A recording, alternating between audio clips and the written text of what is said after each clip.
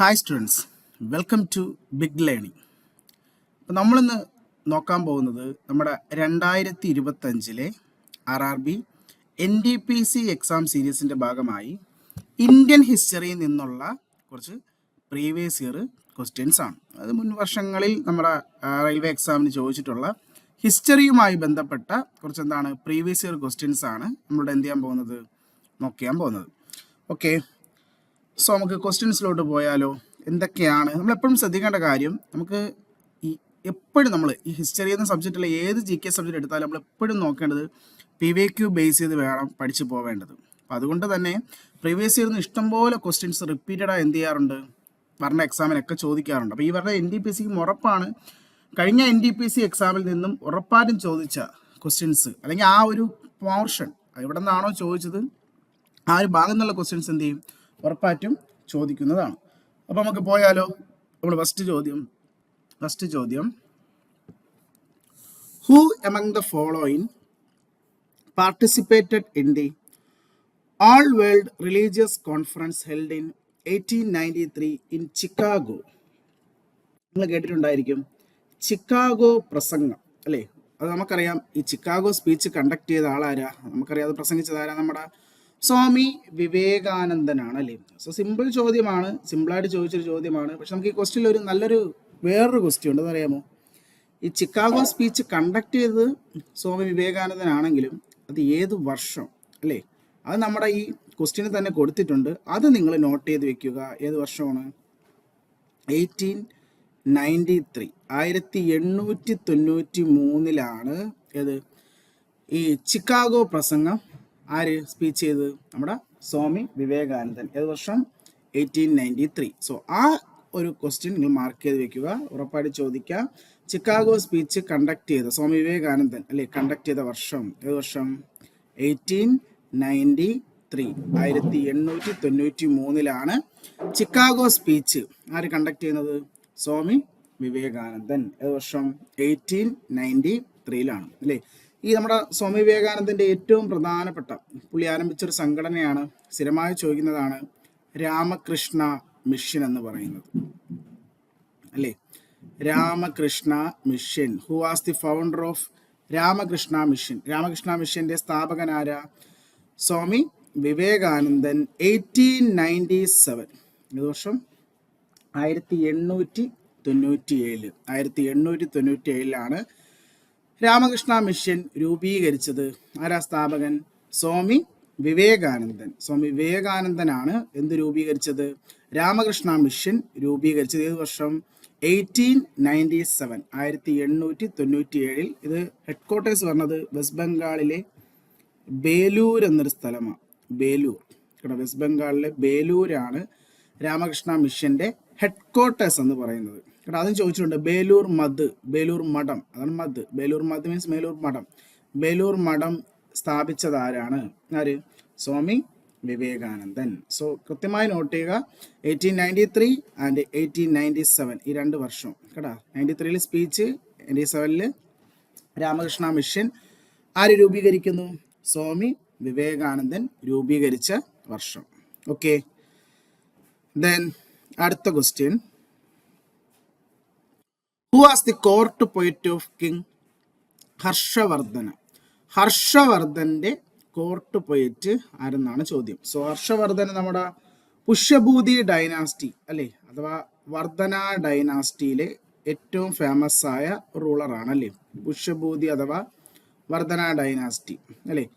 അതിൽ അദ്ദേഹത്തിന്റെ കോർട്ട് പോയിറ്റ് ആരെന്നാണ് ചോദ്യം. സോ അതിന്റെ കോർട്ട് പോയിറ്റ് ഓപ്ഷൻ ഡി ബാനഭട്ടയാണ് കേട്ടോ. ബാനഭട്ടയാണ് ഹർഷവർദ്ധന്റെ കൊട്ടാരത്തിലെ കവി എന്ന് പറയുന്നത്. നമ്മുടെ ഈ ബാനഭട്ട എഴുതിയ 2 ഫേമസ് ബുക്കുകളുണ്ട്. സ്ഥിരം ചോദ്യമാണ്, നോട്ട് ചെയ്ത് വെച്ച് പഠിക്കുക. ഒന്ന് ഹർഷചരിത, നമ്മുടെ ഹർഷവർദ്ധന്റെ ബയോഗ്രാഫി കേട്ടോ. ഹർഷവർദ്ധന്റെ ബയോഗ്രാഫിയാണ് എന്ത്?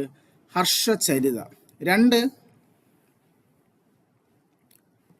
കാദംബരി. 2 കാദംബരി കേട്ടോ. ഏതൊക്കെയാണ്? ഹർഷചരിതവും കാദംബരി. ആരുടെ? നമ്മുടെ ബാനഭട്ടയുടെ 2 കൃതി, ബാനഭട്ട എഴുതിയ 2 കൃതികളാണ്. ഒന്ന് ഹർഷചരിതവും 2 കാദംബരി. ആരാ എഴുതിയത്? ബാനഭട്ട. ബാനഭട്ടയുടെ 2 കൃതികളാണ്. അതുപോലെ നമ്മുടെ ഹർഷവർദ്ധൻ ഇല്ലേ, നമ്മുടെ ഹർഷവർദ്ധൻ എഴുതിയ ഒരു 3 കൃതിയുണ്ട്. ഹർഷവർദ്ധൻ്റെ 3 കൃതിയാണ്. ഒന്ന് പ്രിയദർശിക, 2 നാഗനന്ദ, 3 രത്നാവലി. ഇങ്ങനെ 3 കൃതി കേട്ടോ. ഇങ്ങനെ ഒരു 3 കൃതി ആരെഴുതിയിട്ടുണ്ട്? ഹർഷവർദ്ധൻ. നമ്മുടെ ഹർഷവർദ്ധൻ എന്ന് പറയുന്ന റൂളർ എഴുതിയ 3 കൃതിയാണ് ഏത്? പ്രിയദർശിക, നാഗനന്ദ, രത്നാവലി. ആരുടെ കൃതി? ഹർഷവർദ്ധൻ്റെ. അതുപോലെ ബാണഭട്ടയുടെ 2 കൃതിയാണ് ഏത്? ഹർഷചരിതവും അതുപോലെ തന്നെ ഏതാണ്? കാദംബരി. ഹർഷചരിതവും കാദംബരിയും ആരുടെ? ബാണഭട്ടയുടെ 2 കൃതികളാണ്. അപ്പോൾ വളരെ പ്രധാനപ്പെട്ട കേട്ടാ. ആരുടെ കൊട്ടാരത്തിലെ കവിയായിരുന്നു? ബാണഭട്ട. ഹർഷവർദ്ധൻ്റെ കൊട്ടാരത്തിലെ കവിയായിരുന്നു ആര്? ബാണഭട്ട എന്ന് പറയുന്നത്. അപ്പോൾ ഈ ബുക്സ് നോട്ട് ചെയ്ത് വെക്കുക. ഈ ബുക്സ് എക്സാമിന് ചോദിക്കുന്ന ബുക്കുകളാണ്. ആരുടെ ബുക്ക്? ബാണഭട്ടയുടെ ബുക്സും അതുപോലെ നമ്മുടെ ഹർഷവർദ്ധൻ്റെ 3 ബുക്സും. ഓക്കെ, ദെൻ അടുത്ത ക്വസ്റ്റിലോട്ട് പോയാലോ.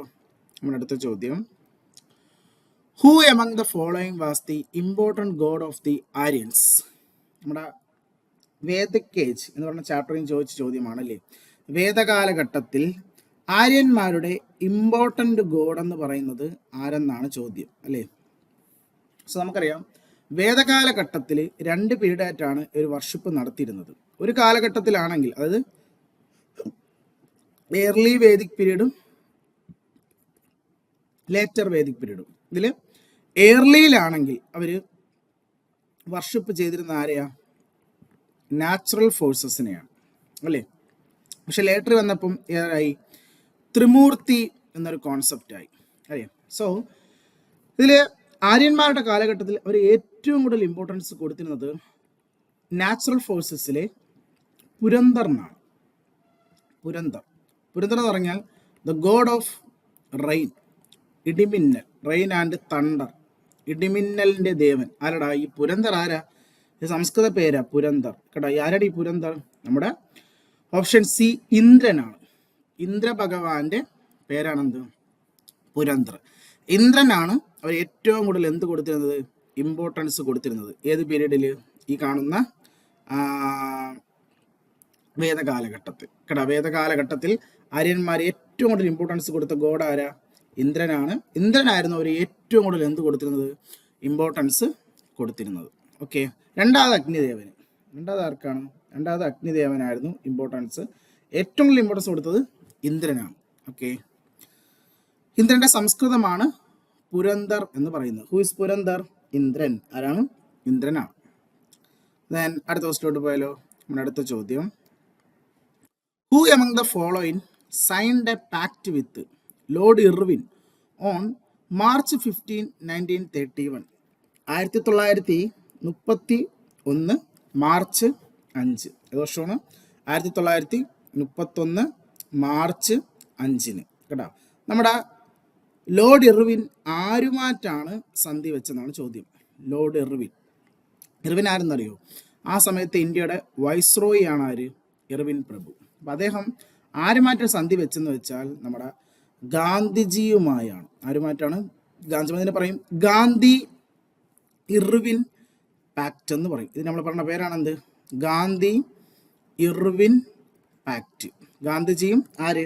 അന്നത്തെ വൈസ്രോയി ആയ ലോർഡ് ഇർവിനും തമ്മിൽ ഒപ്പുവെച്ച സന്ധി എന്ന ഇമ്പോർട്ടൻ്റ് ആണ്. ഈ വർഷം ബോക്സിലിട്ട് പഠിച്ചോളാം. സ്ഥിരമായി ചോദിക്കും. ഗാന്ധി ഇർവിൻ പാക്ട് ഏത് വർഷമാണ്? 1931 മാർച്ച് 5 ഏ സന്ധി?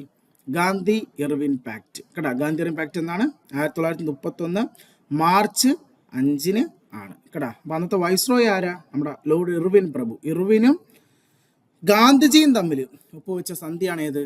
ഗാന്ധി ഇർവിൻ പാക്ട് എന്ന് പറയുന്നത്. ഏത് വർഷം? 1931. ഇമ്പോർട്ടൻ്റ് ആണ് കേട്ടോ. ഇതുപോലെ 1932 തൊട്ടടുത്ത വർഷം ഗാന്ധിജി വേറൊരു സന്ധി വെച്ചിട്ടുണ്ട്. 32 അതാണ് പൂന പാക്ട് എന്ന് പറയും. പൂന സന്ധി, പൂന പാക്ട്. അത് ഗാന്ധിജിയും അംബേദ്കറും തമ്മിൽ ഒപ്പുവെച്ചൊരു സന്ധിയാണ്. ആരൊക്കെ തമ്മിലാണ്? ഗാന്ധിജിയും അംബേദ്കറും തമ്മിൽ ഒപ്പുവെച്ചൊരു സന്ധിയാണ് ഏത്? പൂന സന്ധി. അതും സ്ഥിരമായി ചോദിക്കുന്ന ചോദ്യമാണ്. പൂന പാക്ട് ഏത് വർഷമാണ്? പൂന സന്ധി 1932 പൂന പാക്ട്. ഏത് വർഷമാണ്? 1932. ഏത് സന്ധി? പൂന സന്ധി. ആരൊക്കെ തമ്മിൽ? ഗാന്ധിജിയും ആരും തമ്മിൽ? അംബേദ്കറും തമ്മിൽ. ഗാന്ധിജിയും അംബേദ്കറും തമ്മിൽ ഒപ്പുവെച്ച സന്ധിയാണ് ഏത്? പൂന പാക്ട്. ഏത് വർഷം? 1932. 1932. ഏത് സന്ധി? പൂന സന്ധി. സോ അതും സ്ഥിരമായ എക്സാമിന് എന്താണ് ചോദിക്കുന്ന ക്വസ്റ്റ്യൻ ആണ്. ദെൻ അടുത്ത ക്വസ്റ്റ്യനിലോട്ട് പോയാലോ? നമ്മുടെ അടുത്ത ചോദ്യം, the architectural marvels temples of Gangaikonda Cholapuram. Gangaikonda Cholapuram were build by which of the following king? ഏത് രാജാവാണ് ഈ ഗംഗൈകൊണ്ട ചോളപുരം എന്ന് പറയുന്ന ഈ ഒരു ക്ഷേത്രം ബിൽഡ് ചെയ്തത്? സോ ഗംഗൈകൊണ്ട ചോളപുരം എന്ന് പറയുന്നത് വളരെ പ്രധാനപ്പെട്ട എന്താണ് ഒരു ക്ഷേത്രമാണ്. ഒരു പ്രധാനപ്പെട്ട ക്ഷേത്രമാണ് ഏത്? ഈ ഗംഗൈകൊണ്ട ചോളപുരം. ഇത് എവിടെയെന്നറിയോ? ഈ ഗംഗൈകൊണ്ട ചോളപുരം തമിഴ്നാട്ടിലിരിക്കുന്ന സ്ഥലമാണ്. ആക്ച്വലി ഈ പേരിൻ്റെ അർത്ഥം എന്ന് പറഞ്ഞാൽ ഗംഗൈകൊണ്ട ചോളൻ. ആരാണെന്നറിയോ ഈ ഗംഗൈകൊണ്ട ചോളൻ? നമ്മുടെ ചോളവംശത്തിലെ രാജേന്ദ്ര ചോളന്റെ നിക്നെയിം, ഒരു പേരാണ് ഇത്, ഗംഗ പിടിച്ചെടുത്ത ചോളൻ, ഗംഗൈകൊണ്ട ചോളൻ. അപ്പൊ പുള്ളി തമിഴ്നാട്ടിൽ പുള്ളി ഒരു സ്ഥലമുണ്ട്, ഗംഗൈകൊണ്ട ചോളപുരം എന്ന സ്ഥലം. ആ ഗ്രാമത്തിൽ പുള്ളി കെട്ടിയ ഒരു ക്ഷേത്രമാണ് ഇത്, ഗംഗൈകൊണ്ട ചോളപുരം ക്ഷേത്രം. ഇവിടെ ഇരിക്കുന്നത് തമിഴ്നാട്ടിലാണ് ഈ ഒരു ക്ഷേത്രം സ്ഥിതി ചെയ്യുന്നത്. തമിഴ്നാട്ടിലെ ഗംഗൈകൊണ്ട ചോളപുരം എന്ന സ്ഥലത്ത്. ആക്ച്വലി ഈ ക്ഷേത്രം യുനെസ്കോയുടെ വേൾഡ് ഹെറിറ്റേജ് സൈറ്റാണ് കേട്ടോ. യുനെസ്കോ വേൾഡ് ഹെറിറ്റേജ് സൈറ്റാണ് ഏത് ക്ഷേത്രം? ഈ ഗംഗൈകൊണ്ട ചോളപുരം എന്ന് പറഞ്ഞ ക്ഷേത്രം. ശരിക്കും 3 ക്ഷേത്രങ്ങളാണ് ഈ ചോളന്മാർ കെട്ടിയിൽ നിന്നും യുനെസ്കോയുടെ വേൾഡ് ഹെറിറ്റേജിൽ വരുന്നത്. അതിൽ ഒരു ക്ഷേത്രം ഏതാണ്? ഗംഗൈകൊണ്ട ചോളപുരം. രണ്ടാമത്തേതാണ് നമ്മുടെ ബൃഹദേശ്വർ ടെമ്പിൾ. ബൃഹദേശ്വര ക്ഷേത്രം, നമ്മുടെ തഞ്ചാവൂരിലെ ബൃഹദേശ്വര ക്ഷേത്രം. ബൃഹദേശ്വര ക്ഷേത്രം കിട്ടിയതാരെന്ന് അറിയോ? ബൃഹദേശ്വര ക്ഷേത്രം അത് നമ്മുടെ രാജരാജ ചോളനാണ്. രാജരാജ 1 കെട്ടിയ ക്ഷേത്രമാണ് ഇത്, തഞ്ചാവൂരിലെ ബൃഹദേശ്വര ക്ഷേത്രം. ബൃഹദേശ്വർ. ദെൻ 3ാമത്തെ ക്ഷേത്രമാണ് ഐരാവതേശ്വര ക്ഷേത്രം. ഐരാവതേശ്വരം അല്ലെ വേറൊരു പേരുണ്ട്, ധരസുരം എന്നും പറയും. ഐരാവതേശ്വരം അഥവാ ധരസുരം ക്ഷേത്രം. ഇതും യുനെസ്കോയുടെ വേൾഡ് ഹെറിറ്റേജിൽ വരുന്നതാണ്. അങ്ങനെ ഈ 3 ക്ഷേത്രങ്ങളാണ് യുനെസ്കോയുടെ വേൾഡ് ഹെറിറ്റേജിൽ വരുന്ന ആര് കെട്ടിയ? ചോളന്മാർ കെട്ടിയ 3 ക്ഷേത്രമെന്ന് പറയുന്നത്. ഏതൊക്കെയാണ്? ഗംഗൈകൊണ്ട ചോളപുരം, ബൃഹദേശ്വർ ടെമ്പിൾ, ദെൻ ഐരാവതേശ്വരം അല്ലെങ്കിൽ ധരസുരം ക്ഷേത്രം. ഇത് 3മാണ് യുനെസ്കോയുടെ വേൾഡ് ഹെറിറ്റേജിൽ വരുന്ന 3 ക്ഷേത്രങ്ങൾ.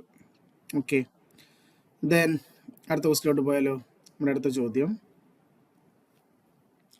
In which of the following year was the quit India movement launched? ഏത് വർഷമാണ് ക്വിറ്റ് ഇന്ത്യ മൂവ്മെന്റ് ലോഞ്ച് ചെയ്തത്? ഏത് വർഷമാണ് quit India movement? First of all quit India ഏത് വർഷവും? ക്വിറ്റ് ഇന്ത്യ ഏത് വർഷമാണ്? 1942 കേട്ടാ. 1942 ക്വിറ്റ് ഇന്ത്യ മൂവ്മെന്റ് ആരംഭിച്ചത്. ഓഗസ്റ്റ് 9 ഈ സമരം ആരംഭിച്ചത് കേട്ടോ. ഓഗസ്റ്റ്. അതുകൊണ്ടാണ് ഇതിനെ ഇന്ത്യ സമരത്തിന്റെ മറ്റൊരു പേര് ഓഗസ്റ്റ് ക്രാന്തി മൂവ്മെന്റ് എന്ന് പറയും കേട്ടോ. ക്വിറ്റ് ഇന്ത്യ മൂവ്മെന്റിന്റെ മറ്റൊരു പേര് എന്താണ്? August Kranti movement. August Kranti movement എന്നറിയപ്പെടുന്നത് ആരാണ്? Quit India movement. Quit India movement മറ്റൊരു പേരാണെന്ത്?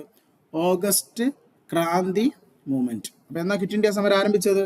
1942 ഓഗസ്റ്റ് 8 എന്താരംഭിച്ചത്? ക്വിറ്റ് ഇന്ത്യ മൂവ്മെന്റ് ആരംഭിച്ചത്. ഇത് നയിച്ചത് നമ്മുടെ ഗാന്ധിജിയാണ്. നമ്മുടെ ഗാന്ധിജിയാണ് ഈ സമരം നയിച്ചത്. ഈ സമരത്തിൽ ഗാന്ധി മുന്നോട്ട് വെച്ച ഒരു പ്രധാനപ്പെട്ട ഒരു കോട്സ് ആണ് ഡു ഓർ ഡൈ. കേട്ടാ, ചോദിക്കും ഏത് സമരത്തിൽ ഗാന്ധി മുന്നോട്ട് വെച്ചൊരു സ്ലോഗനാണ് ഡു ഓർ ഡൈ എന്ന് പറയുന്നത്? ഏതിലാണ്? ക്വിറ്റ് ഇന്ത്യ സമരവുമായി ബന്ധപ്പെട്ട് ഗാന്ധി മുന്നോട്ട് വെച്ച ഒരു സ്ലോഗനാണ് ഏത്? ഡു ഓർ ഡൈ എന്ന് പറയുന്നത്. ഏത് വർഷം? 1942 ഓഗസ്റ്റ് 9 ഏത്? ഡു ഓർ ഡൈ എന്ന് പറയുന്നത്. വളരെ പ്രധാനപ്പെട്ട ഒരു സമരമാണ് കേട്ടോ. ക്വിറ്റ് ഇന്ത്യ ചോദിക്കുന്ന ഒരു ചോദ്യമാണ്, നോട്ട് ചെയ്ത് വയ്ക്കുക. ദെൻ അടുത്ത question, who among the following has written Gita Govinda, a Sanskrit epic? ഒരു പ്രധാനപ്പെട്ട ഒരു കൃതിയാണ് ഗീതാ ഗോവിന്ദം. ഈ ഗീതാ ഗോവിന്ദം എഴുതിയത് ആരാണ്? Who was the author of Gita Govinda? ആരെന്നറിയോ ഗീതാ ഗോവിന്ദം എഴുതിയത്?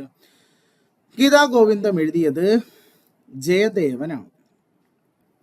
ജയദേവന്റെ ഗീതാ ഗോവിന്ദം കേട്ടോ. ഗീതാ ഗോവിന്ദം എഴുതിയത് ആരാടാ? ജയദേവൻ. ജയദേവന്റെ ഏതാണ്?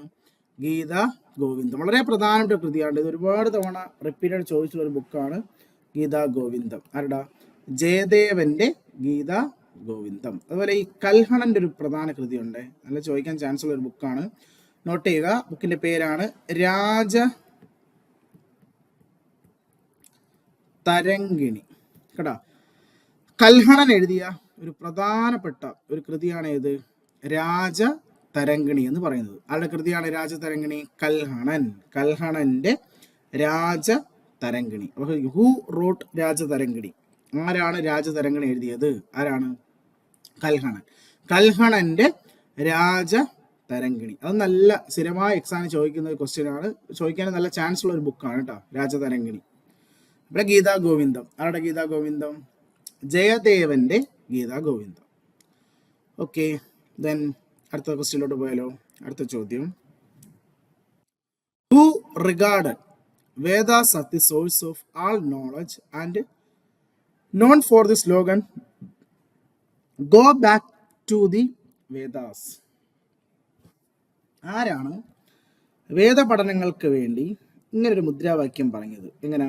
Go back to the Vedas, അതായത് വേദങ്ങളിലേക്ക് മടങ്ങുക.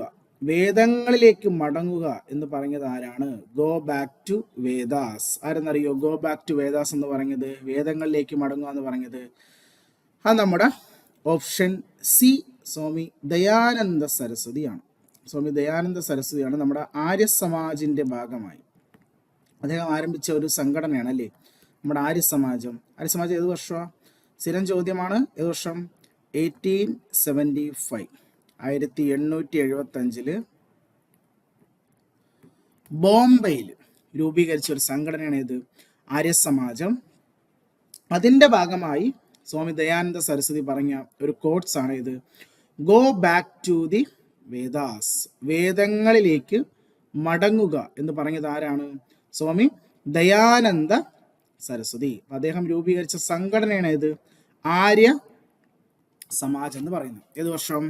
1875 1875 രൂപീകരിച്ചത്. എവിടെയാ? ബോംബെയിൽ. എവിടെയാണ്? ബോംബെയിലാണ് ആര്യസമാജം രൂപീകരിച്ചത്. ഏത് വർഷം? 1875 1875 എന്ത് ആര്യസമാജം രൂപീകരിച്ച വർഷം? ഏത് വർഷം? 1875 അല്ല. അപ്പം അദ്ദേഹമാണ് പറഞ്ഞത് ഗോ ബാക്ക് ടു വേദ. ഇതുപോലെ വേറെ ഒന്നുണ്ട്, വേറെ സ്ലോഗൻ ഉണ്ട്. ഒരു ആൾ പറഞ്ഞതാണ് ഗോ ബാക്ക്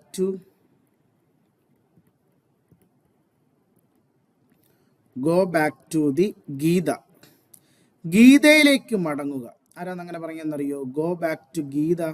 ഗീതയിലേക്ക് മടങ്ങുക, വേദത്തിലേക്ക് മടങ്ങുക എന്ന് പറഞ്ഞത് Swami Dayananda Saraswati.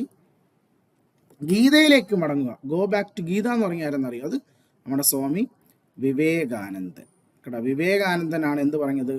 Go back to Gita. ഗീതയിലേക്ക് മടങ്ങുക എന്ന് പറഞ്ഞത് ആരാണ്? അത് സ്വാമി വിവേകാനന്ദനാണ്. അപ്പോൾ ആ രണ്ട് കോഴ്സും കണ്ടല്ലോ, go back to Veda, go back to Gita. Go back to Vedas, വേദങ്ങളിലേക്ക് മടങ്ങുക എന്ന് പറഞ്ഞത് ആരാണ്? സ്വാമി ദയാനന്ദ സരസ്വതിയും. Go back to the Gita എന്ന് പറഞ്ഞത് ആരാണ്? സ്വാമി വിവേകാനന്ദനാണ്. ഓക്കെ, ദെൻ അടുത്ത ക്വസ്റ്റിലോട്ട് പോയാലോ. അടുത്ത ചോദ്യം, the remains of great bath have been found from the excavation at which of the following Harappan site. Okay, നമ്മുടെ ഇൻഡസ് വാലി സിവിലൈസേഷൻ നിന്നും ചോദിച്ചൊരു ചോദ്യമാണ് അല്ലേ, ഹാരപ്പൻ സൈറ്റ് അല്ലേ. എന്താണ് സാധനം? The remains of great bath. Yes, great bath സ്ഥിരം ചോദ്യമാണ്.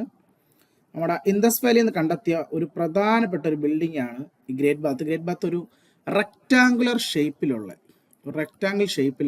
ഒരു വാട്ടർ ടാങ്കാണ്, ഒരു ടാങ്കാണ് ഗ്രേറ്റ് ബാത്ത്. അത് കണ്ടെത്തിയത് ഓപ്ഷൻ ഡി മോഹൻജദാരയിൽ നിന്നാണ്. സോ ആൻസർ ഓപ്ഷൻ ഡി മോഹൻജദാരയാണ്. മോഹൻജദാരയിൽ നിന്നുമാണ് ഇങ്ങനത്തെ ഒരു റെക്റ്റാങ്കിൾ വാട്ടർ ടാങ്ക് കണ്ടെത്തിയത്. അങ്ങനെ വേണം ഗ്രേറ്റ് ബാത്ത്. ആക്ച്വലി നമ്മൾ ഗ്രേറ്റ് ബാത്ത് എന്തിനാണ് ഉപയോഗിക്കുന്നതെന്ന് ചോദിച്ചാൽ, ഇവിടത്തെ മോഹൻജദാരിലെ ചില റിച്വൽസ് പർപ്പസിന് വേണ്ടിയിട്ട്, ചില ആചാര കർമ്മങ്ങൾക്ക് വേണ്ടി, റിച്വൽ പർപ്പസിന് വേണ്ടിയിട്ടാണ് എന്തുപയോഗിച്ചിരുന്നത്, മോഹൻജദാരോ ഉപയോഗിച്ചിരുന്നത്. എന്ത് ഷേപ്പിൽ? ഒരു റെക്റ്റാങ്കിൾ ഷേപ്പിൽ കാണപ്പെടുന്ന ഒരു വാട്ടർ ടാങ്കാണ് ഇത്, ഈ ഗ്രേറ്റ് ബാത്ത് എന്ന് പറയുന്നത്. എവിടെയാ ഗ്രേറ്റ് ബാത്ത് കണ്ടെത്തിയത്? എവിടെയാ? മോഹൻജദാരയിൽ നിന്നുമാണ് കേട്ടോ. മോഹൻജദാരയിൽ നിന്നുമാണ് എന്ത് കണ്ടെത്തിയത്? ഗ്രേറ്റ് ബാത്ത് കണ്ടെത്തിയത്. എന്ത് പർപ്പസിനാണ് യൂസ് ചെയ്യുന്ന? ചില റിച്വൽ പർപ്പസിനാണ് ഇത് എന്ത് ചെയ്യുന്നത്, ഉപയോഗിച്ചിരുന്നത്. എന്ത്? ഗ്രേറ്റ് ബാത്ത് എന്ന് പറയുന്നത്. ഓക്കെ, ഒരു സ്ഥിരം ചോദ്യമാണ് കേട്ടോ, ഒരു സ്ഥിരമായ എക്സാം ചോദിക്കുന്ന ഒരു ക്വസ്റ്റ്യൻ ആണ്. ദെൻ അടുത്ത ക്വസ്റ്റ്യനോട് പോയാലോ. അടുത്ത ചോദ്യം, Moti Masjid in Agra was constructed by which of the following Mughal emperors. അതായത് ആഗ്രയിലെ മോത്തി മസ്ജിദ് ആരാണ് കെട്ടിയത്? ആഗ്രയിലെ മോത്തി മസ്ജിദ്. ഓക്കെ, സോ മോത്തി മസ്ജിദ് ശരിക്കും 3 സ്ഥലത്താണ് ഉള്ളത്. ഇപ്പം ഇതിൽ നമുക്ക് ആഗ്ര ചോദിച്ചത്. ശരിക്കും ഡൽഹിയിലൊരു മോത്തി മസ്ജിദ് ഉണ്ട്, ലാഹോറിലും ഒരു മോത്തി മസ്ജിദ് ഉണ്ട്. ഇതിൽ ഏറ്റവും പ്രത്യേകം വെച്ചാൽ ഡൽഹിയിലെ മോത്തി മസ്ജിദ് കെട്ടിയത് ഔറംഗസീബാണ്. ആരാണ്? ഔറംഗസീബ്. ലാഹോറിലെ മോത്തി മസ്ജിദ് കെട്ടിയത് നമ്മുടെ ജഹാംഗീറാണ്. കണ്ടോ, ഇത് രണ്ട് പേരാ, ഡൽഹിയും ലാഹോറും. പക്ഷെ നമുക്കിവിടെ ചോദ്യം ഏതാ? ഇവിടെ നമ്മുടെ ചോദ്യം ആഗ്രയിലെ മോത്തി മസ്ജിദ് കിട്ടിയതാണ്. ആഗ്രയിലെ മോത്തി മസ്ജിദ് ഓപ്ഷൻ സി ഷാജഹാനാണ്. ഷാജഹാനാണ് ആഗ്രയിലെ മോത്തി മസ്ജിദ് ബിൽഡ് ചെയ്ത കേട്ടോ. ഡൽഹിയിൽ ആരാ? നമുക്ക് മോത്തി മസ്ജിദ് ഡൽഹി എന്നായിരുന്നെങ്കിൽ ആൻസർ ആര് വന്നേനെ? ഔറംഗസീബ് വന്നേനെ. അല്ലെങ്കിൽ മോത്തി മസ്ജിദ് ലാഹോർ എന്നാണ് വന്നതെങ്കിൽ നമുക്ക് ആൻസർ ആര് വന്നേനെ? ജഹാംഗീർ വന്നേനെ. പക്ഷെ നമുക്ക് ചോദിച്ചത് ആഗ്രയിലെ മോത്തി മസ്ജിദ് ആര് കിട്ടിയെന്നാണ് അല്ലേ. അപ്പൊ ആഗ്രയിലെ മോത്തി മസ്ജിദ് കിട്ടിയത് ഓപ്ഷൻ സി ആരാടാ? ഷാജഹാനാണ് ആഗ്രയിലെ മോത്തി മസ്ജിദ് ബിൽഡ് ചെയ്തത്. അടുത്ത ക്വസ്റ്റ്യനോട്ട് പോയാലോ. അടുത്ത ചോദ്യം,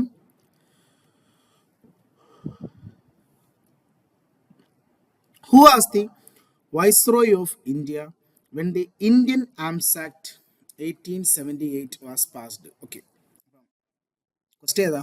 ഒരു ആക്ട് ആണ്. ആക്ടിന്റെ പേരെന്താ? Indian arms act. ഇതാണ് ഇന്ത്യൻ ആംസ് ആക്ട്. ഏത് വർഷം? 1878.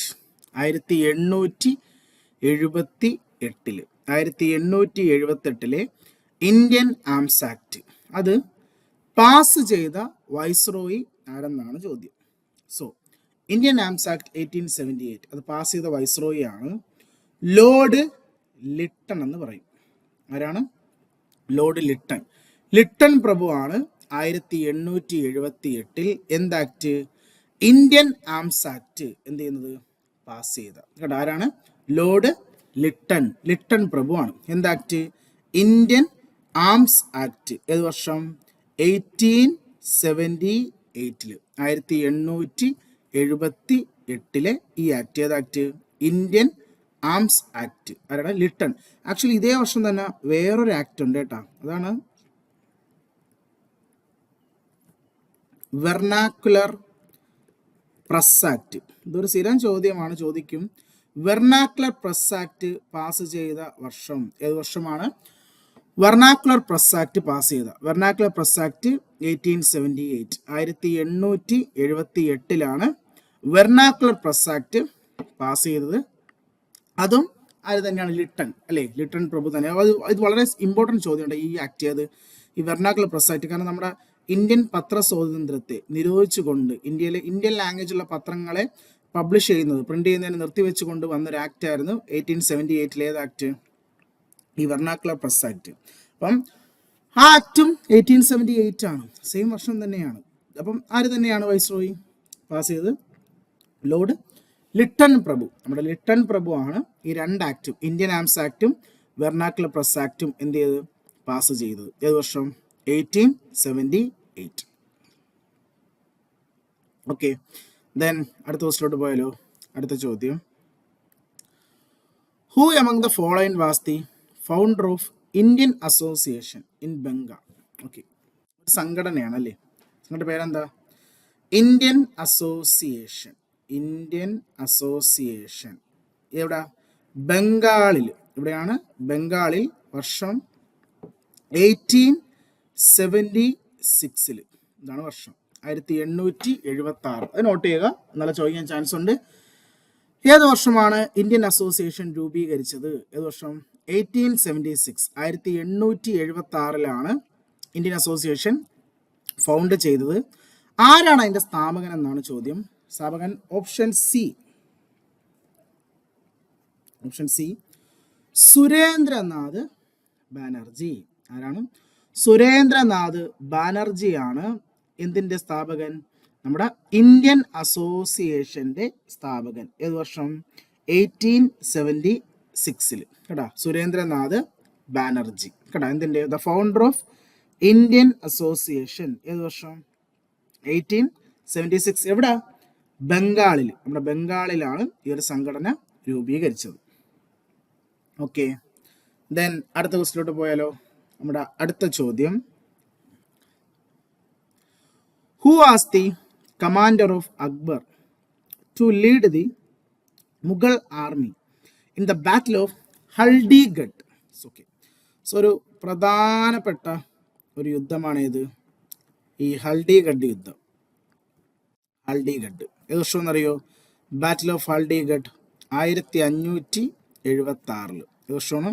1576. ആരൊക്കെ തമ്മിലെന്നറിയോ? അക്ബർ vs ഹെമു കേടാ, അക്ബർ vs ഹെമു. അക്ബറും ഹെമു എന്ന് പറയുന്ന റൂളറും തമ്മിലായിരുന്നു എന്ത്? നമ്മുടെ ഈ പറയുന്ന ഹൽഡിഗഡ് ആണല്ലേ, ഹൽഡിഗഡ് വരുന്നത് അക്ബറും മഹാറാണ പ്രതാപും തമ്മിലാണ്. കേട്ടോ, അക്ബറും മഹാറാണ പ്രതാപും തമ്മിൽ. ഏത്? ഹൽഡിഗഡ്. ഹെമു വരുന്നത്, അക്ബറും ഹെമു എന്ന് പറയുന്നത് സെക്കൻഡ് പാനിപ്പത്താണ്. നമ്മുടെ രണ്ടാം പാനിപ്പത്ത് യുദ്ധമാണ് ആരൊക്കെ തമ്മിൽ? അക്ബറും ഹെമുവും തമ്മിൽ. അത് വർഷം 1556. സെക്കൻഡ് പാനിപ്പത്ത്. രണ്ടാം പാനിപ്പത്ത് 1556. അക്ബറും ഹെമുവും തമ്മിൽ. ഇത് ഹൽഡിഗഡ് വന്നത് 1576. അക്ബറും രജപുത്ര രാജാവായ മഹാറാണ പ്രതാപം തമ്മിലായിരുന്നു ഏത് യുദ്ധം? ഹൽഡിഗഡ്. നമ്മുടെ ചോദ്യം അതൊന്നുമല്ല, ഈ യുദ്ധത്തിൽ അക്ബറിന്റെ സൈന്യത്തെ നയിച്ചതാരാണ്? സൈനിക തലവൻ. ആക്ച്വലി അക്ബറിന്റെ 2 സൈനിക തലവന്മാരാണ് വരുന്നത്. ഇതിൽ നമ്മുടെ നമ്മുടെ രണ്ടാം പാനിപ്പത്ത് യുദ്ധം, അതായത് നമ്മുടെ അക്ബറിന്റെ ജീവിതത്തിൽ ആദ്യത്തെ യുദ്ധമാണ് ഏത്? ഈ സെക്കൻഡ് പാനിപ്പത്ത്. അത് അന്ന് അക്ബർ ചെറിയ പയ്യനായിരുന്നു. അന്ന് അക്ബറിന്റെ സൈനിക തലവൻ എന്ന് പറയുന്നത് ഓപ്ഷൻ എ ബൈറാൻ ഖാൻ ആയിരുന്നു. ബൈറാൻ ഖാനാണ് അക്ബറിന് വേണ്ടി രണ്ടാം പാനിപ്പത്ത് യുദ്ധം നയിച്ചത്. പക്ഷെ പിൻകാലത്ത് ബൈറാൻ ഖാനുമായി അക്ബർ എന്ത് ചെയ്യും? പിരിയും അല്ലേ, പ്രശ്നങ്ങളൊക്കെ ഉണ്ടായി പിരിയുകയും അതിനുശേഷം രണ്ടാമതൊരാൾ അക്ബറിന്റെ സൈനിക തലവനായി വരും. അയാളാണ് അക്ബറിന് വേണ്ടി ഹൽഡിഗഡ് യുദ്ധം ചെയ്തത്. ആരെന്നറിയോ? അത് ഓപ്ഷൻ സി രാജ മാൻസിംഗ് ആണ്. സോ നമ്മുടെ ആൻസർ ഏതാ? ഓപ്ഷൻ സി മാൻസിംഗ് ആണ് അക്ബറിന് വേണ്ടി ഏത് യുദ്ധം? ഹൽഡിഗഡ് യുദ്ധം ചെയ്തത്. അക്ബറിന് വേണ്ടി ഹൽഡിഗഡ് യുദ്ധം ചെയ്തത് ആരാ? ഓപ്ഷൻ സി മാൻസിംഗ് ആണ് ഹൽഡിഗഡ്. ഏത് വർഷം? 1576 ഹൽഡിഗഡ് യുദ്ധം. ഓക്കെ, ഏത് വർഷമാണ് സെക്കൻഡ് പാനിപ്പത്ത്? 1556 രണ്ടാം പാനിപ്പത്ത്. സോ പ്രധാനപ്പെട്ട 2 യുദ്ധങ്ങളാണ് ഇത്. ഒന്ന് ഹൽഡിഗഡ് യുദ്ധവും, 2 സെക്കൻഡ് പാനിപ്പത്ത്, രണ്ടാം പാനിപ്പത്ത് യുദ്ധമെന്നും പറയുന്നത്. ഏതൊക്കെ വർഷം? 1556 1576. രണ്ടും നോട്ട് ചെയ്ത് വെക്കുക കേട്ടോ. രണ്ടും അക്ബറിന്റെ ലൈഫുമായി ബന്ധപ്പെട്ട പ്രധാനപ്പെട്ട 2 യുദ്ധങ്ങളാണ്.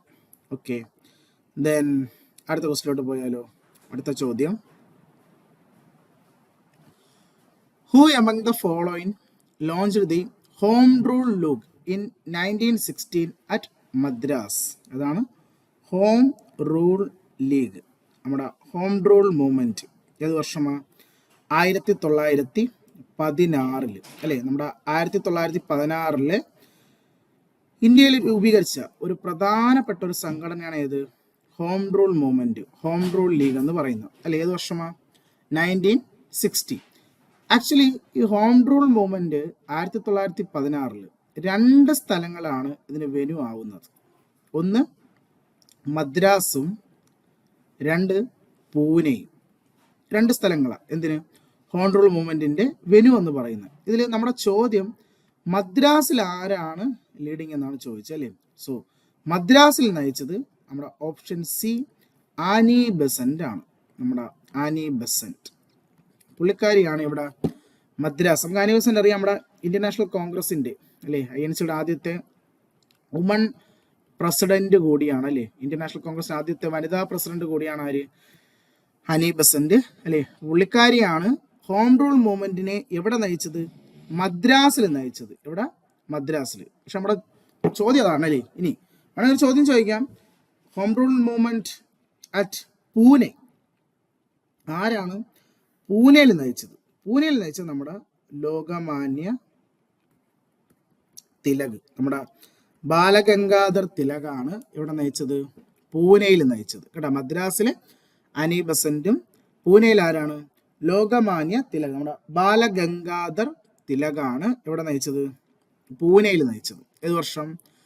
1916 ഹോം റൂൾ മൂവ്മെന്റ് ആരംഭിച്ചത്. ഒരു സ്ഥിരം ചോദ്യമാണ്, നോട്ട് ചെയ്ത് വെക്കുക. ദെൻ അടുത്ത ക്വസ്റ്റിലോട്ട് പോയാലോ. അടുത്ത ചോദ്യം, which of the following was took place in the year 1761? Okay, വീണ്ടും ഒരു യുദ്ധമാണ്. വർഷം 1761. 1761 ഏത് യുദ്ധം? സോ അതിലിപ്പം നമുക്ക് 4 യുദ്ധം കൊടുത്തിട്ടുണ്ട്. നമുക്ക് 4 യുദ്ധം ഒന്ന് വർഷം എഴുതിയാലോ. ആദ്യം ബാറ്റിൽ ഓഫ് ബക്സാർ എന്ന് പറയുന്ന യുദ്ധം. ഇത് നടന്നത് 1764. 1764 അപ്പം അല്ല, അപ്പം ബക്സാർ അല്ല, കാരണം 64. സ്വാലി 1612 അല്ല, അപ്പം സ്വാലി അല്ല. ദെൻ പ്ലാസി യുദ്ധം, ബാറ്റിൽ ഓഫ് പ്ലാസി 1757. സോ അതുമല്ല. So answer option C, third Panipat, 3ാം Panipat യുദ്ധം. ഏത് വർഷം? 1761. നമ്മൾ നേരത്തെ 1ഉം 2ഉം പാനിപ്പത്ത് പഠിച്ചാണല്ലേ. 1ാം പാനിപ്പത്ത് നമ്മൾ കണ്ടതാണ്, 2ാം പാനിപ്പത്തും. അപ്പം അതിൽ 3ാം പാനിപ്പത്ത് പറഞ്ഞത് 1761. ആരൊക്കെ തമ്മിലെന്നറിയ യുദ്ധം? 3ാം പാനിപ്പത്ത് മറാത്ത ഡൈനാസ്റ്റിയും അഫ്ഗാനിസ്ഥാനിലെ ഡുറാനി ഡൈനാസ്റ്റിയും തമ്മിലായിരുന്നു കേട്ടാ. തേർഡ് പാനിപ്പത്ത് ആരൊക്കെ തമ്മിലാണ്? മറാത്ത vs ഡുറാനികൾ. ഏത് വർഷം?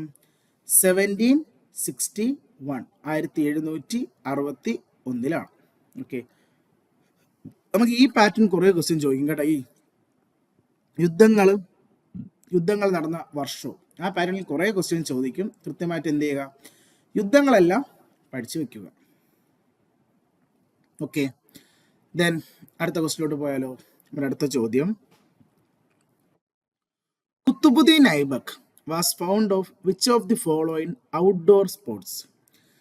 ഏത് ഔട്ട്ഡോർ സ്പോർട്സ് ആണ് ഈ കുത്തുബുദ്ദീൻ ഐബക്ക്? ആരാ? നമ്മുടെ ഡൽഹിയിലെ ആദ്യത്തെ സുൽത്താനാണ് അല്ലേ? നമ്മുടെ ഡൽഹി സുൽത്താനേറ്റിലെ ഫസ്റ്റ് റൂളറാണ് അല്ലേ? The founder of slave dynasty അല്ലേ? അടിമ വംശത്തിന്റെ സ്ഥാപകൻ അഥവാ മാമുലുക്ക് വംശത്തിന്റെ സ്ഥാപകൻ അല്ലെ? സ്ലേവ് ഡൈനാസ്റ്റിയുടെ മറ്റൊരു പേരാണ് എന്ത്? മാമുലുക്ക് ഡൈനാസ്റ്റി. ആ മാമുലുക്ക് വംശത്തിന്റെ സ്ഥാപകനാണ് ആര്? കുത്തുബുദ്ദീൻ ഐബക്ക് എന്ന് പറയുന്നത്.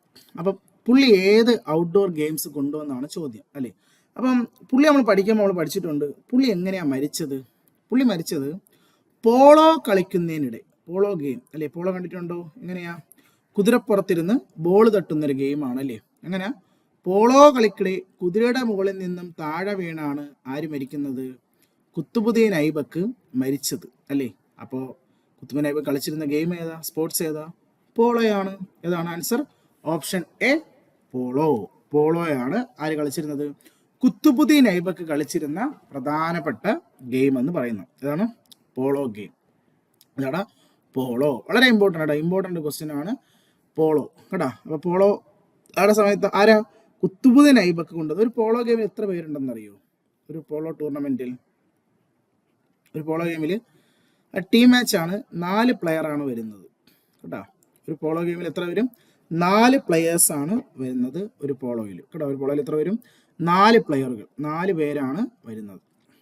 ഓക്കെ, ദെൻ അടുത്ത സ്ലൈഡ് പോയാലോ. അടുത്ത ചോദ്യം, who among the following national leaders founded the forward bloc in the year 1939? 1939 forward block എന്ന് പറയുന്ന സംഘടന രൂപീകരിച്ചത് ആരെന്നാണ് ചോദ്യം.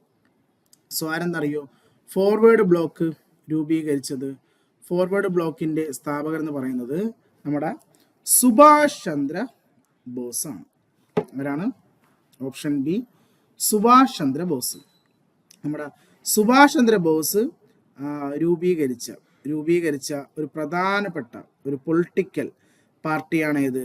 നമ്മുടെ ഫോർവേഡ് ബ്ലോക്ക് എന്ന് പറയുന്നത്. ഏത് വർഷമാണ് ഫോർവേഡ് ബ്ലോക്ക്? 1939. 1939 എന്ത് ഫോർവേഡ് ബ്ലോക്ക് രൂപീകരിച്ചത്? ആരാ ഫോർവേഡ് ബ്ലോക്ക് രൂപീകരിച്ചത്? സുഭാഷ് ചന്ദ്ര ബോസ് ആണ്. ഏത് വർഷം? 1939. ഈ സുഭാഷ് ചന്ദ്ര ബോസിന്റെ 2 പ്രധാനപ്പെട്ട ബുക്സുകൾ പറഞ്ഞുതരാം. അതിലൊന്നാണ് an Indian pilgrims, an Indian pilgrimsum, then the Indian struggle കേട്ടോ. ആരുടെയാണ്? സുഭാഷ് ചന്ദ്ര ബോസിന്റെ 2 പ്രധാനപ്പെട്ട ബുക്കുകളാണ്. ഏതൊക്കെ? ഇന്ത്യൻ പിൽഗ്രിംസും ദ ഇന്ത്യൻ സ്ട്രഗിളും. ആരാ അതിന്റെ ഓതർ? ആരും ചോദിച്ചാൽ ആരാടാ? സുഭാഷ് ചന്ദ്ര ബോസ് ആണ്. ആരാണ്? സുഭാഷ് ചന്ദ്ര ബോസിന്റെ പ്രധാനപ്പെട്ട 2 ബുക്സുകളാണ്. അപ്പൊ അദ്ദേഹം രൂപീകരിച്ച ഒരു സംഘടനയാണ് ഫോർവേഡ് ബ്ലോക്ക്. വർഷം ഇട്ടോ, വർഷം അടുത്ത എക്സാമിന് വർഷം ചോദിക്കും. 1939 all India forward block. Then അടുത്ത ദിവസത്തിലോട്ട് പോയാലോ. നമ്മുടെ അടുത്ത ചോദ്യം, which of the following battle was fought in the year 1191? 1191 നടന്ന യുദ്ധം ഏതെന്നാണ് നമ്മുടെ ചോദ്യം. സോ 1191 നടന്നത് നമ്മുടെ പ്രധാനപ്പെട്ട അല്ലെങ്കിൽ ഇന്ത്യയുടെ ചരിത്രം തന്നെ മാറിയൊരു യുദ്ധമാണ് അല്ലേ. ഫസ്റ്റ് ഓഫ് ഓൾ നമുക്ക് ഈ കിടക്കുന്ന യുദ്ധത്തിൻ്റെ വർഷം എഴുതിയാലോ. Okay, first Tarain. യെസ്, 1ാം തറയനാണ് ഈ ഒരു ക്വസ്റ്റ്യൻ അല്ലേ. കാരണം 11 AD 1191 1ാം തറയൻ അല്ലേ. ദെൻ അടുത്ത് 1ാം പാനിപ്പത്ത്. ഫസ്റ്റ് പാനിപ്പത്ത് എപ്പോഴാടാ? നമ്മൾ കുറച്ച് മുമ്പ് കണ്ടതാണ്. 3rd പാനിപ്പത്ത് നമ്മൾ കണ്ടു 1761 അല്ലേ. സെക്കൻഡ് പാനിപ്പത്ത് കുറച്ച് മുമ്പ് കണ്ടു 1556. ഫസ്റ്റ് പാനിപ്പത്ത് എപ്പോഴെന്നറിയോ? അത് AD 1526 1526. 1ാം പാനിപ്പത്ത് 56, 2ാം പാനിപ്പത്ത്, ദെൻ 1776 3ാം പാനിപ്പത്ത്. കണ്ട 26, 56, 76. പക്ഷെ 76 നടുക്കണം. 3 പാനിപ്പത്തുകൾ. അടുത്ത് ബാറ്റിൽ ഓഫ് ചന്ദാവാർ. ഇത് AD 1194 നടന്ന ഒരു യുദ്ധമാണ്. 1194 ഏതാണ്? ഏത് യുദ്ധോടാ? 1194 ഏത്? ബാറ്റിൽ ഓഫ് ചന്ദാവാർ യുദ്ധം 1194. ദെൻ ബാറ്റിൽ ഓഫ് ഹൽഡിഗഡ് യുദ്ധം. സോ ഒരു പ്രധാനപ്പെട്ട ഒരു യുദ്ധമാണ് ഹൽഡിഗഡ്. നമ്മൾ കുറച്ച് മുമ്പ് പഠിച്ചാണല്ലേ. ഹൽഡിഗഡ് ഏത് വർഷമാണ്? 1500 എത്രയില്ല? 1576 ഹൽഡിഗഡ് യുദ്ധം. ഏത് വർഷമാണ്? 1576 ഏത് യുദ്ധം? ഹൽഡിഗഡ്. ഈ ഒരു പാറ്റേൺ ക്വസ്റ്റ്യൻ എപ്പോഴും എക്സാമിന് എന്ത് ചെയ്യാറുണ്ട്? ചോദിക്കാറുണ്ട്. സോ നിങ്ങൾ കൃത്യമായും വർഷം എന്ത് ചെയ്യുക? എടുത്ത് പഠിക്കുക.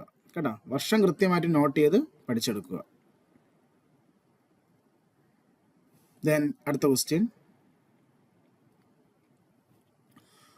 Who among the following religious and social reformer contributed in the abolishment of sati in 1929? അതായത് 1929 നമ്മുടെ ഇന്ത്യയിൽ എന്ത് നിരോധിച്ചത്? സതി നിരോധിച്ചത്. ഇന്ത്യയിൽ സതി നിരോധിച്ച വർഷം ഏതാ? 1929. 1929 ഇന്ത്യയിൽ എന്ത് നിരോധിച്ചത്? സതി നിരോധിച്ചത്. കേട്ടോ, സതി നിരോധിച്ച വർഷം ഏതാ? 1929. ആരാണ് സതി നിരോധിക്കാൻ കാരണക്കാരനായ സോഷ്യൽ റിഫോമർ? ആണ് നമ്മുടെ ചോദ്യം. സോഷ്യൽ റിഫോമർ ആരാണ്? അപ്പം നമ്മുടെ രാജാറാം മോഹൻ റോയ് ആണ് അല്ലേ. നമ്മുടെ രാജാറാം മോഹൻ റോയ് ആണ് സതി നിരോധിക്കുന്നതിൽ ഒരു പ്രധാന കാരണക്കാരനായ വ്യക്തി എന്ന് പറയുന്നത്. ആരാണ്? രാജാറാം മോഹൻ റോയ്. ഏത് വർഷം? 1929. ആക്ച്വലി അതിനൊരു സംഘടന കൂടി കാരണമായിട്ടുണ്ടല്ലേ. ഏതാ? രാജാറാം മോഹൻ റോയുടെ ഏത്? ബ്രഹ്മസമാജ്. ഏത് വർഷം? 1828. 1828 ബ്രഹ്മസമാജം ഇത് കാരണമാണ് നമ്മുടെ സതി ഇന്ത്യയിൽ നിന്ന് എന്ത് ചെയ്യുന്നത്? നിരോധിച്ചത്. അപ്പൊ ആരാ ബ്രഹ്മസമാജത്തിന്റെ സ്ഥാപകൻ? രാജാറാം മോഹൻ റോയ് ആണ്. ഏത് വർഷം? 1828 ബ്രഹ്മസമാജം രൂപീകരിച്ചത്. ആരാ? രാജാറാം മോഹൻ റോയ്. കേട്ടാ, സതി നിരോധിച്ചത് 1929. ഓക്കെ, ദെൻ അടുത്ത ക്വസ്റ്റ്യൻ പോയാലോ. അടുത്ത ചോദ്യം, the signatories of the Poona pact are the Mahatma Gandhi and dash. നമ്മൾ ഈ ക്വസ്റ്റ്യൻ ഇന്ന് പഠിച്ചതാണല്ലേ. ഞാൻ നിങ്ങൾക്ക് നേരത്തെ പറഞ്ഞതാണ് ഗാന്ധി ഇർവിൻ പാക്റ്റും പൂന പാക്റ്റും അല്ലേ. ഗാന്ധി ഇർവിൻ പാക്ട് ഏത് വർഷമായിരുന്നു നമ്മൾ കണ്ടത്? ഗാന്ധി ഇർവിൻ പാക്ട് നമ്മൾ കണ്ടത് 1931 അല്ലേ. ഗാന്ധിജിയും വൈസ്രോയി ആയ ഇർവിനും തമ്മിൽ. അത് കഴിഞ്ഞ് 1932 ഏത് സന്ധി? പൂന പാക്ട് ഒപ്പുവെച്ചത്. പൂന പാക്ട് ഒപ്പുവെച്ച വർഷം ഏതാ? 1932. അത് ആരൊക്കെ തമ്മിലെന്നാണ് ചോദ്യം അല്ലേ. അപ്പം നമ്മൾ പഠിച്ചതാണ് ഗാന്ധിജിയും ആരും തമ്മിൽ? അംബേദ്കറും തമ്മിലാണ് എന്ത് ഒപ്പുവെച്ചത്? പൂന പാക്ട് ഒപ്പുവെച്ചത് അല്ലെ. ഗാന്ധിജിയും അംബേദ്കറും തമ്മിലാണ് എന്ത് ഒപ്പുവെച്ചത്? പൂന പാക്ട് ഒപ്പുവെച്ചത്. കേട്ടോ, ആരൊക്കെ തമ്മിൽ? ഗാന്ധിജിയും അംബേദ്കറും തമ്മിലാണ് എന്ത് സന്ധി? പൂന പാക്ട്. ഏത് വർഷം? 1932 ഏത് സന്ധി? പൂന പാക്ട്, പൂന സന്ധി എന്ത് ചെയ്ത്? ഒപ്പുവെച്ചത്. ഏത് വർഷമാണ്? 1932. സോ നോട്ട് ചെയ്യുക, എക്സാം പോയിന്റ് ഓഫ് വ്യൂ ചോദിക്കുന്ന ഒരു ക്വസ്റ്റ്യൻ ആണ് ഇത്. പൂന സന്ധി ഏത് വർഷം? 1932. ദെൻ അടുത്ത ക്വസ്റ്റ്യനോട്ട് പോയാലോ. അടുത്ത ചോദ്യം, who among the following formed the Ghadar party to organize a rebellion against the British government of India in the USA? നമ്മുടെ അമേരിക്കയിൽ രൂപീകരിച്ച ഒരു പ്രധാനപ്പെട്ട ഒരു സംഘടനയാണ് ഗദാർ പാർട്ടി. അത് ഇന്ത്യൻ സ്വാതന്ത്ര്യ സമരത്തിന്റെ ഭാഗമായിട്ടാണ്. അതാരാണ് രൂപീകരിച്ചതെന്നാണ് നമ്മുടെ ചോദ്യം. സോ ഗദാർ പാർട്ടി രൂപീകരിച്ച വർഷം എന്ന് പറയുന്നത് 1913. ഈ വർഷം 1913 ഗദാർ പാർട്ടി ഫൗണ്ട് ചെയ്തത് നമ്മുടെ അമേരിക്കയിലെ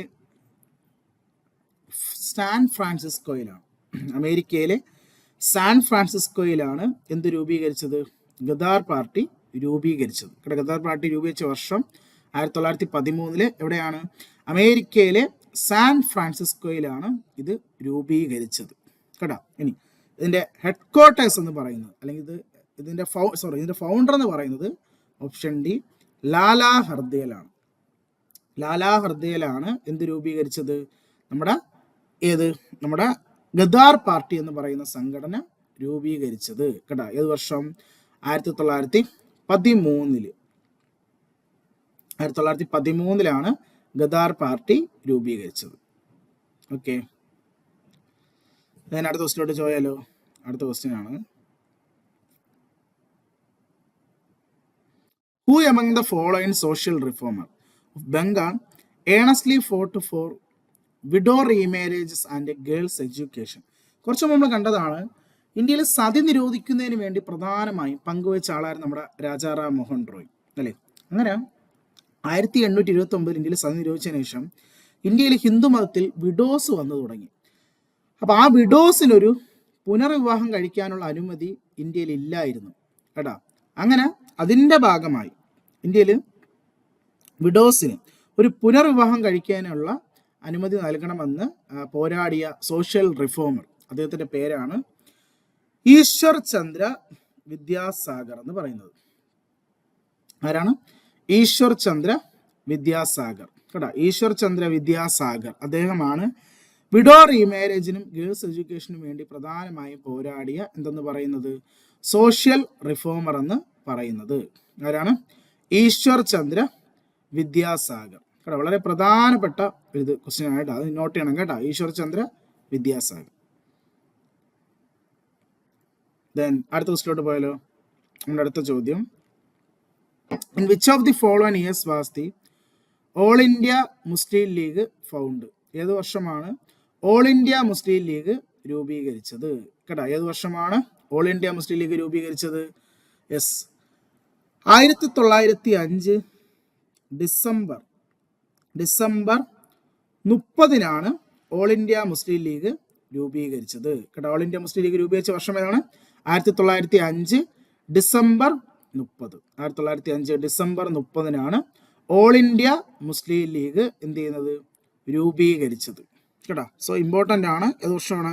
1905 ഡിസംബർ 30. എവിടെയെന്നറിയോ? നമ്മുടെ ബംഗ്ലാദേശിലെ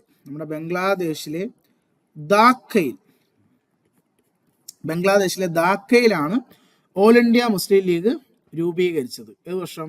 1905 ഡിസംബർ 30. ആരെന്നറിയോ സ്ഥാപകർ? മുസ്ലിം ലീഗിന്റെ സ്ഥാപകർ എന്ന് പറഞ്ഞാൽ ഒന്ന് അഗാ ഖാനും 2 നവാബ് സലീമുള്ളയും ചേർന്നാണ്. അഗാ ഖാനും നവാബ് സലീമുള്ളയും ചേർന്നാണ് എന്ത് രൂപീകരിച്ചത്? മുസ്ലിം ലീഗ് രൂപീകരിച്ചത്. ആരൊക്കെ സ്ഥാപകർ? അഗാ ഖാനും നവാബ് സലീമുള്ളയും ചേർന്നാണ്. ഏത് വർഷം?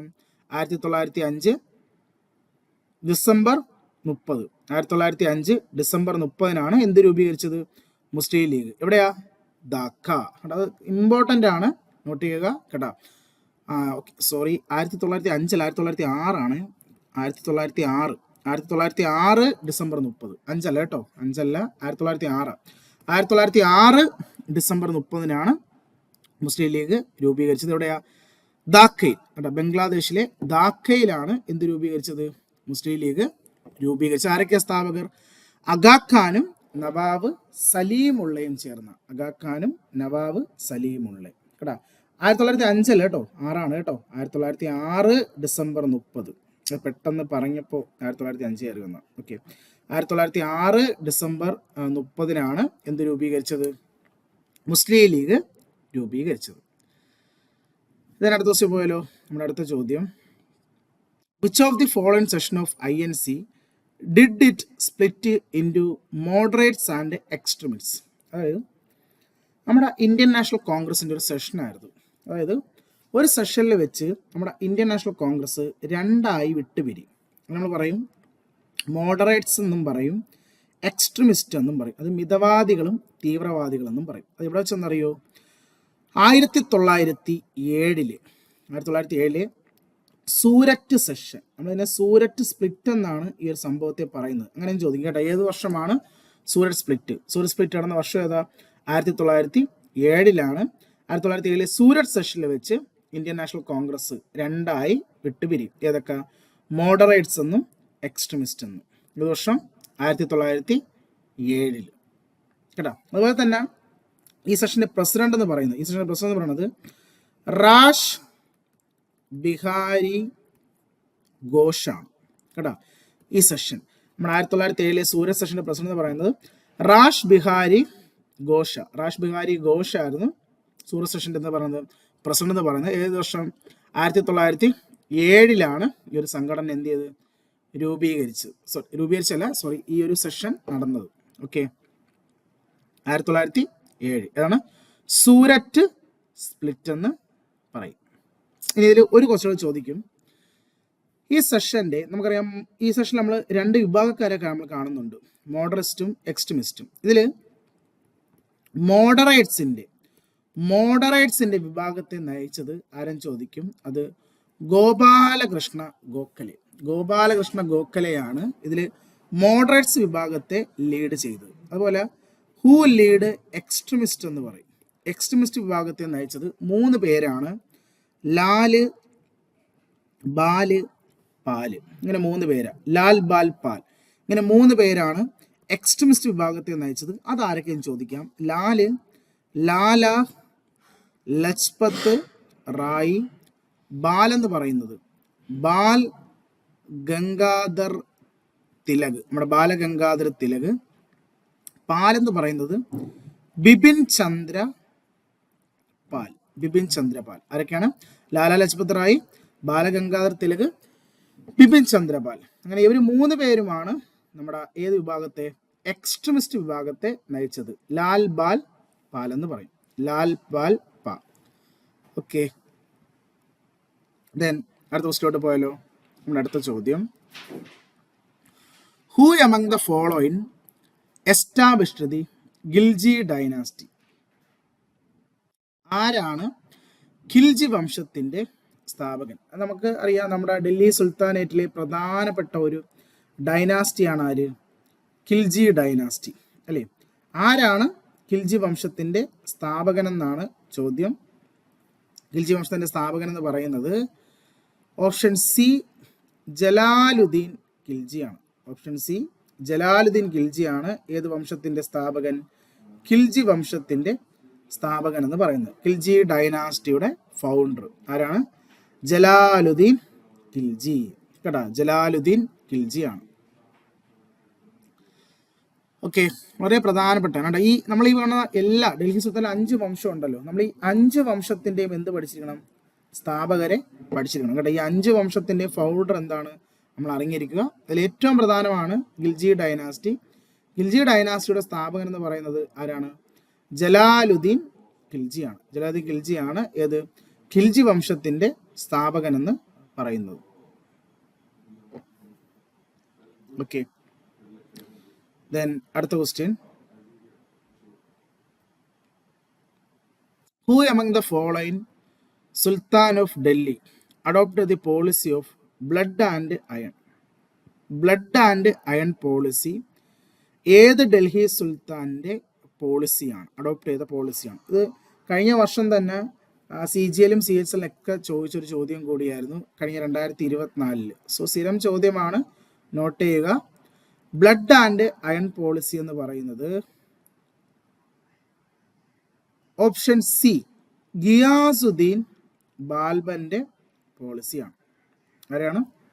ബാൽബന്റെ. കാരണം നമ്മുടെ സ്ലേവ് ഡൈനാസ്റ്റിയിൽ ഏറ്റവും ശക്തനായ റൂളറാണ് ആര്?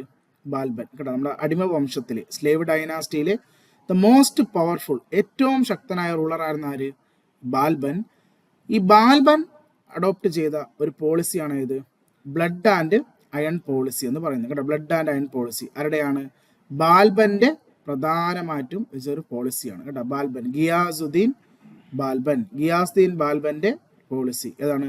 ബ്ലഡ് ആൻഡ് അയൺ പോളിസി എന്ന് പറയുന്നത്. വളരെ പ്രധാനപ്പെട്ട ഒരു ക്വസ്റ്റ്യൻ ആണ് കേട്ടോ. സോ നോട്ട് ചെയ്ത് വെക്കുക, ചോദിക്കും. ബ്ലഡ് ആൻഡ് അയൺ പോളിസി ആരുടെയാണ്? ഗിയാസുദ്ദീൻ ബാൽബന്റെ പോളിസി. ഓക്കെ, ഇത് നമ്മുടെ മിഡിൽ ലിസ്റ്റിലെ ഏറ്റവും പ്രധാനപ്പെട്ട ഒരു ചാപ്റ്ററാണ് ഈ ഡൽഹി സുൽത്താനേറ്റും മുഗൾസും എന്ന് പറയുന്നത്. സോ കൃത്യമായി നിങ്ങൾ എന്ത് ചെയ്യുക, നോട്ട് ചെയ്ത് പഠിക്കേണ്ട 2 ചാപ്റ്ററാണ്. ഒന്ന് ഡൽഹി സുൽത്താനേറ്റും മുഗൾസും എന്നും പറയുന്നത്. കാരണം നമുക്ക് ആ ഭാഗത്ത് നിന്ന് ഒരുപാട് എന്ത് വരും, ക്വസ്റ്റ്യൻസ് വരുന്ന ഒരു മേഖലയാണ്. ഓക്കെ, ദെൻ അടുത്ത question. Okay, who among the following was the original name of Sher Shah Suri? Sher Shah സൂരിയുടെ യഥാർത്ഥ പേര് എന്തെന്നാണ് നമ്മുടെ ചോദ്യം. ഓക്കെ, അപ്പോൾ ഷെർഷാ സൂരി നമുക്കറിയാം സൂർ ഡൈനാസ്റ്റിയുടെ സൂര്യവംശത്തിൻ്റെ സ്ഥാപകനാണ് ആര്? ഷെർഷാ സൂരി. അതിൻ്റെ യഥാർത്ഥ പേരെന്ന് പറഞ്ഞാൽ ഓപ്ഷൻ സി ഫരീദ് ഖാനാണ്. ഫരീദ് ഖാനാണ് ഷെർഷാ സൂരിയുടെ യഥാർത്ഥ പേരെന്ന് പറയുന്നത്, ഫരീദ് ഖാൻ. ഇതിലിപ്പം ഈ അലി ഗർഷിപ്പ് നമ്മുടെ അലാവുദ്ദീൻ ഖിൽജിയ, അലാവുദ്ദീൻ ഖിൽജിയുടെ പേരാണ് അലി ഗർഷ്. ജുനാ ഖാൻ എന്ന് പറയുന്നത് നമ്മുടെ മുഹമ്മദ് ബിൻ തുഗ്ലക്ക്, മുഹമ്മദ് ബിൻ തുഗ്ലക്ക്. ഉല്ലു ഖാൻ നമ്മുടെ നേരത്തെ കണ്ട ബാൽബൻ, നമ്മൾ കുറച്ചും കണ്ടില്ലേ പോളിസി, നമ്മുടെ blood and iron policy Balban. ബാൽബന്റെ യഥാർത്ഥ പേരാണ് ഉല്ലു ഖാൻ എന്ന് പറയുന്നത്, ഉല്ലു ഖാൻ. ജുനാ ഖാൻ, മുഹമ്മദ് ബിൻ തുഗ്ലക്ക്. ഫരീദ് ഖാൻ ആരാ? ഫരീദ് ഖാൻ ആണ് ഷെർഷാ സൂരി എന്ന് പറയുന്നത്, ഷെർഷാ സൂരി. ഓക്കെ, ദെൻ അടുത്ത ക്വസ്റ്റിലോട്ട് പോയാലോ? നമ്മുടെ അടുത്ത ചോദ്യം, during the Delhi sultanate period who brought capital back from Lahore to Delhi? Okay, അതായത് നമ്മുടെ ഡൽഹി സുൽത്താൻമാരുടെ കാലഘട്ടത്തിൽ ക്യാപിറ്റൽ പല സ്ഥലങ്ങളാണ് ഇരുന്നിട്ടുള്ളത് അല്ലേ. അതിൽ ഫസ്റ്റ് ക്യാപിറ്റൽ നമ്മൾ പഠിച്ചിട്ടുള്ളതാണ് ഡൽഹി സുൽത്താൻമാരുടെ ആദ്യത്തെ ക്യാപിറ്റൽ ലാഹോർ ആയിരുന്നു അല്ലേ. എവിടെയായിരുന്നു? ലാഹോർ ആയിരുന്നു. അതായത് ആരുടെ ക്യാപിറ്റൽ? ഫസ്റ്റ് റൂളറായ നമ്മുടെ കുത്തുബുദ്ദീൻ ഐബക്കിന്റെ ക്യാപിറ്റൽ എവിടെയായിരുന്നു? ലാഹോർ ആയിരുന്നു. പിന്നീടാണ് ലാഹോറിൽ നിന്ന് എവിടേക്ക് കൊണ്ടുവന്നത്? ഡൽഹിയിലേക്ക് രണ്ടാമതായി കൊണ്ടുവന്നത് അല്ലേ. അപ്പം ആരാണ് ഡൽഹിയിലേക്ക് ആ ക്യാപിറ്റലിനെ ചേഞ്ച് ചെയ്തെന്നാണ് നമ്മുടെ question. So option B Iltutmish അല്ലേ. ഇൽത്തുമിഷ് ആണ് ക്യാപിറ്റലിനെ എവിടേക്ക് കൊണ്ടുപോകുന്നത്? ഡൽഹിയിലേക്ക് ആദ്യമായി ചേഞ്ച് ചെയ്യുന്നത് കേട്ടോ. ഡൽഹിയിലേക്ക് ക്യാപിറ്റലിനെ ആദ്യമായി ചേഞ്ച് ചെയ്യുന്നത് ആരാണ്? ഇൽത്തുമിഷാണ്. ഇൽത്തുമിഷാണ് തലസ്ഥാനത്തെ ഡൽഹിയിലേക്ക് എന്ത് ചെയ്യുന്നത്? ആദ്യമായി ഷിഫ്റ്റ് ചെയ്തത്. സോ അത് പ്രധാനമാണ് കേട്ടോ, ഡൽഹിയിലേക്ക് ആദ്യമായി ഷിഫ്റ്റ്. അപ്പം ശരിക്കും പറഞ്ഞാൽ ഡൽഹി തലസ്ഥാനമാക്കി കൊണ്ട് ഭരിച്ച ആദ്യത്തെ സുൽത്താൻ ആരും ചോദിച്ചാൽ അത് ഇൽത്തുമിഷാണ് അല്ലേ. കാരണം ഐബക്കാണ് ഡൽഹി സുൽത്താനേറ്റിലെ ഫസ്റ്റ് റൂളർ എങ്കിലും ഐബക്കിന്റെ ക്യാപിറ്റൽ എവിടെയല്ല? ലാഹോർ അല്ല. അപ്പം അതുകൊണ്ട് അത് നിങ്ങൾ എന്ത് ചെയ്യുക? ശ്രദ്ധിക്കുക. ഓക്കെ, അടുത്ത question, which of the following places was made the capital of the Rashtrakutas by Dandi Durga? നമ്മുടെ ഇന്ത്യ ഭരിച്ച ഒരു പ്രധാനപ്പെട്ട ഡൈനാസ്റ്റിയാണ് രാഷ്ട്രകൂട ഡൈനാസ്റ്റി എന്ന് പറയുന്നത്. രാഷ്ട്രകൂട ഫൗണ്ടറാണ് ഈ ഓപ്ഷനിലുള്ള ദന്തി ദുർഗ. സോ അത് നോട്ട് ചെയ്യുക. രാഷ്ട്രകൂട ഡൈനാസ്റ്റിയുടെ സ്ഥാപകൻ ആരാണ്? ദന്തി ദുർഗ. അവിടെ ചോദ്യം, ഏത് സ്ഥലമാണ് അവരുടെ ക്യാപിറ്റൽ? സോ രാഷ്ട്രകൂട ക്യാപിറ്റൽ എന്ന് പറയുന്നത് ഓപ്ഷൻ സി മാന്യഗഡ് അഥവാ മാൽഗഡ് എന്നും പറയും. മാൽഗഡ് അഥവാ മാന്യഗഡ് ആണ് രാഷ്ട്രകൂട ഡൈനാസ്റ്റിയുടെ എന്തെന്ന് പറയുന്നത്? ക്യാപിറ്റൽ എന്ന് പറയുന്നത്. അപ്പൊ ആരാ രാഷ്ട്രകൂട ഡൈനാസ്റ്റിയുടെ സ്ഥാപകൻ എന്ന് പറയുന്നത്? ദന്തി ദുർഗയാണ് രാഷ്ട്രകൂട വംശത്തിന്റെ എന്താണ്? ഫൗണ്ടർ. എവിടെയാ ക്യാപിറ്റൽ? മാൽഗഡ് അഥവാ മാന്യഗഡ് എന്ന് പറഞ്ഞ സ്ഥലമാണ് രാഷ്ട്രകൂട ഡൈനാസ്റ്റിയുടെ എന്തെന്ന് പറയുന്നത്? ക്യാപിറ്റലായി വരുന്ന സ്ഥലം കേട്ടോ. മാൽഗഡ് അഥവാ മാന്യഗഡ് എന്ന് പറയും. ഓക്കെ, അപ്പോൾ നമ്മൾ ഈ ഒരു സെഷനിൽ നമ്മൾ ഒരു 30 ക്വസ്റ്റ്യൻ 30 ചോദ്യങ്ങൾ അടുപ്പിച്ചാണ് നമ്മൾ നോക്കിയത്. കഴിഞ്ഞ RRB NDPC എക്സാമിന് ചോദിച്ചിട്ടുള്ള 30 ക്വസ്റ്റ്യൻസ് ആണ് നമ്മൾ നോക്കിയത്. അതുമായി ബന്ധപ്പെട്ട കാര്യങ്ങളൊക്കെ നമ്മൾ നോക്കിയല്ലേ.